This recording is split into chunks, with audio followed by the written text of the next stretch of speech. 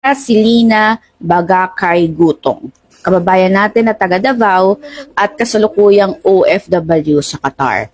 Tapos na daw yung kontrata niya nitong May pa, pero ayaw siyang pauwiin ng kanyang amo at gumagawa ng kung ano-anong kwento. Ito nga, pinipilit ipalabas sa kanya yung relo daw ng anak nila. Hindi na ako po, hindi niya makita yung niluyan. Saan ko ba hanapin? Inalugog nila na yung damit ko. Wala naman silang makita. Tapos na yung kontrata ko sa ng May pa. Gusto ko lang makita yung papa ko.